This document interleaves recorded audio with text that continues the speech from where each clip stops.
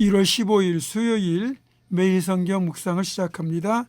오늘 함께 나눌 말씀은 여호수아 9장 16절에서 27절입니다. 여호수아 9장 16절에서 27절의 말씀을 제가 봉독합니다. 그들과 조약을 맺은 후 사흘이 지나서야 그들이 이웃에서 자기들 중에 거주하는 자들이라 함을 들으니라.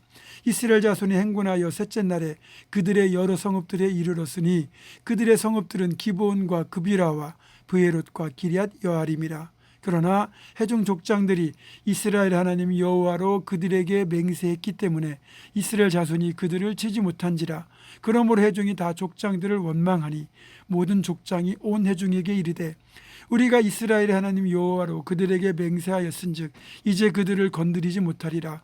우리가 그들에게 맹세한 맹약으로 말미암아 진노가 우리에게 임할까 하노니 이렇게 행하여 그들을 살리리라 하고 무리에게 이르되 그들을 살리라 하니 족장들이 그들에게 이른 대로 그들이 온 회중을 위하여 나무를 패며 물을 깃는 자가 되었더라. 여호수아가 그들을 불러다가 말하 이르되 너희가 우리 가운데에 거주하면서 어찌하여 심히 먼 곳에서 왔다고 하여 우리를 속였느냐. 그러므로 너희가 저주를 받나니 너희가 대를 이어 종이 되어 다 내 하나님의 집을 위하여 나무를 패며 물을 깃는 자가 되리라 하니 그들이 여호수아에게 대답하여 이르되 당신의 하나님 여호와께서 그의 종 모세에게 명령하사 이 땅을 다 당신들에게 주고 이 땅의 모든 주민을 당신들 앞에서 멸하라 하신 것이 당신의 종들에게 분명히 들리므로 당신들로 말미암아 우리의 목숨을 잃을까 심히 두려워하여 이같이 하였나이다. 보소서, 이제 우리가 당신의 손에 있으니 당신의 의향에 좋고 옳은 대로 우리에게 행하소서 한지라.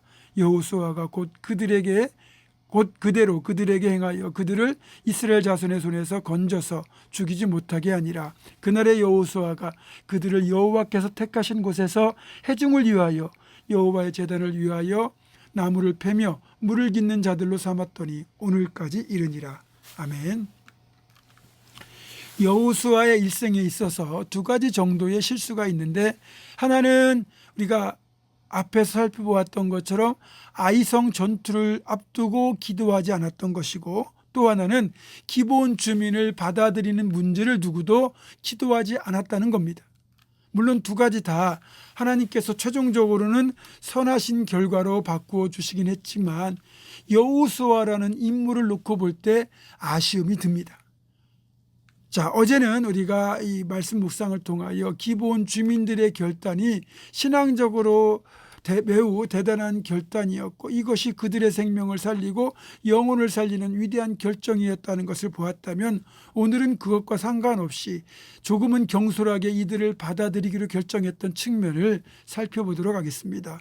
덥석 기드온 주민들의 항복을 받아들인 결과, 그리고 이스라엘 백성들이 이들과 여호와 이름으로 조약을 맺은 결과 어떻게 됩니까? 이제 하나님의 이름으로 맹세하고 조약을 맺었기 때문에 무슨 일이 있어도 하늘이 두 쪽 나도 이 맹세는 지켜져야 됩니다. 그렇다면 기브온 주민들이 위험에 처할 때 이들을 지켜줘야 될 의무 또한 발생하게 되는 상황이 펼쳐지게 된다는 겁니다.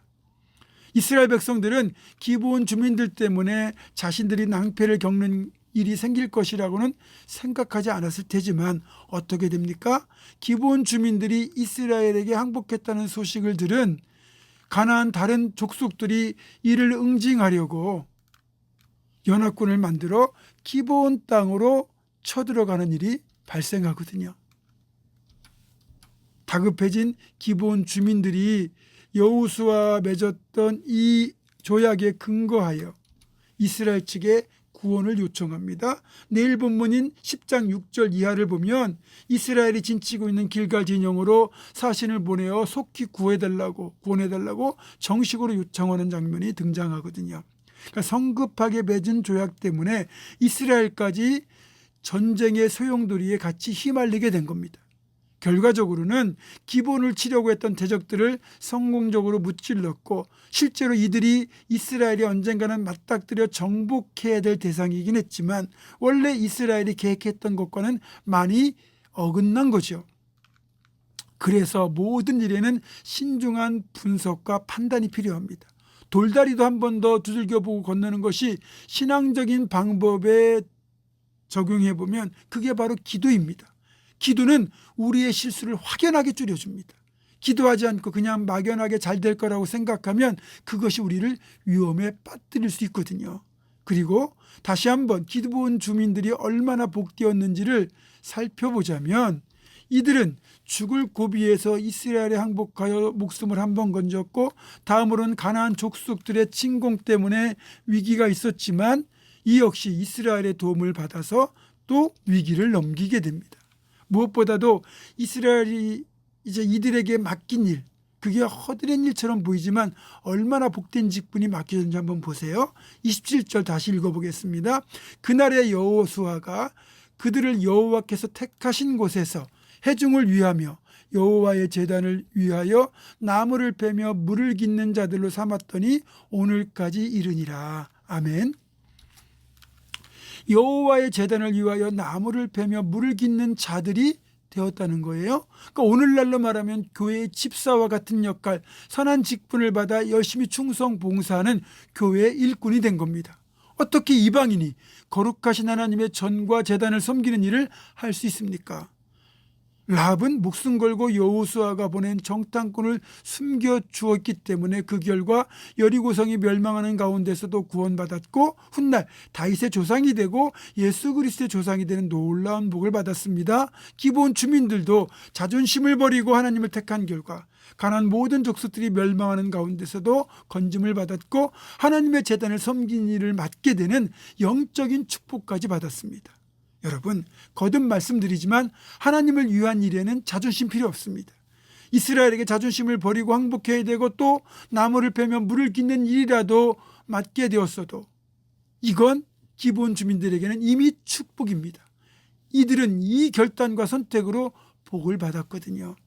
그렇습니다. 이렇게 하나님의 언약에 동참하기 위해서는 때로는 목숨도 걸어야 되고 때로는 세상 말로 올인해야 됩니다. 그럴 때 이것이 우리를 살리고 영적으로 놀라운 축복이 되어 돌아오게 되는 겁니다. 그렇게 복된 선택을 하고 결단을 실천할 수 있는 우리가 될 수 있기를 주님의 이름으로 축원합니다. 기도하겠습니다.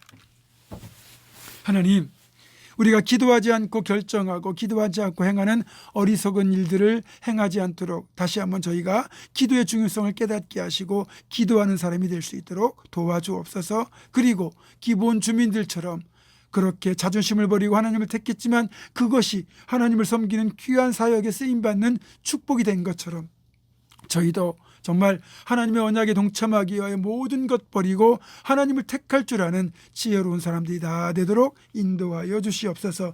예수님의 이름으로 기도하옵고 이제는 우리 주 예수 그리스도의 은혜와 하나님의 사랑과 성령의 교통하심이 기도할 것과 그리고 하나님의 일에 정말 결단하고 참여할 것을 그렇게 다시 한번 다짐하는 사랑하는 모든 성도들 이들의 삶과 가정과 생업과 앞날과 우리 교회 위에 지금부터 영원토록 함께 하시옵기를 간절히 축원하옵나이다. 아멘.